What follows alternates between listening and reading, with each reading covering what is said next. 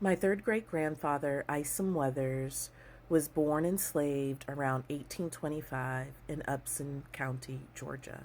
His entire life was shaped by a system that was designed to erase him, but he left behind a story of survival, courage, and resistance that I want to share with you.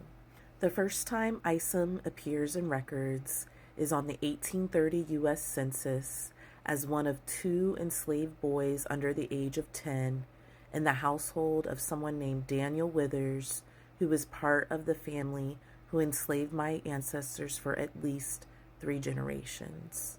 By 1840, he was in Talbot County, Georgia, where Daniel had expanded his number of enslaved people from 6 to 13. In 1850, the census began recording enslaved people in what was called a slave schedule.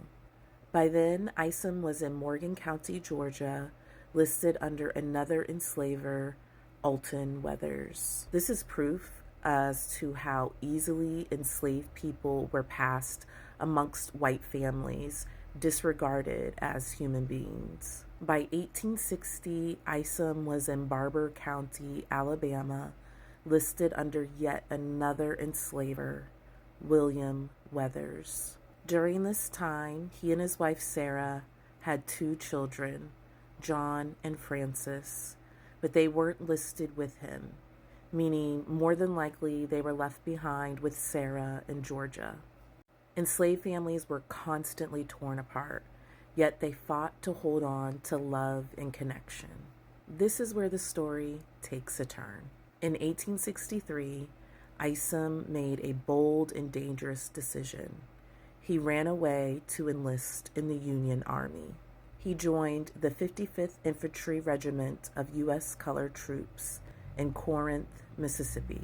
Imagine the courage it took, knowing that if he was caught, he would be brutalized or killed. Meanwhile, his enslavers enlisted in the Confederate Army at the same time, fighting to keep people like him in chains. Yet Isom risked everything for freedom. The records show that in 1865, Isom was hospitalized for smallpox and later admitted to the General Hospital in Memphis, Tennessee.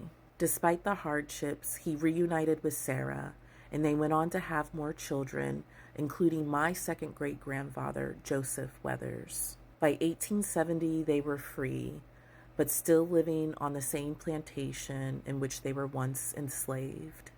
Many enslaved people took new last names, but Isom and his family kept the names of their enslavers, which helped me trace them through history.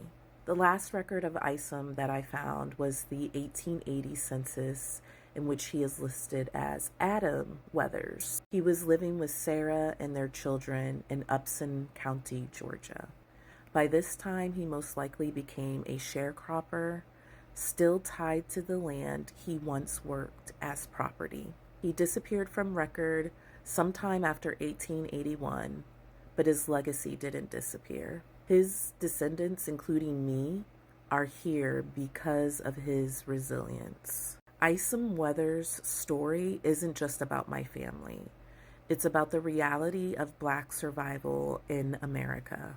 Enslavement, forced relocation, family separation, war, and still, he built a life, he built a family, he left a legacy. How many of us have ancestors that went through the same, yet their names and stories remain lost? This is why I research, why I remember, and why I share, because their stories deserve to be told. If you've researched your family history, drop a comment and tell me about an ancestor you've found. Let's honor them together.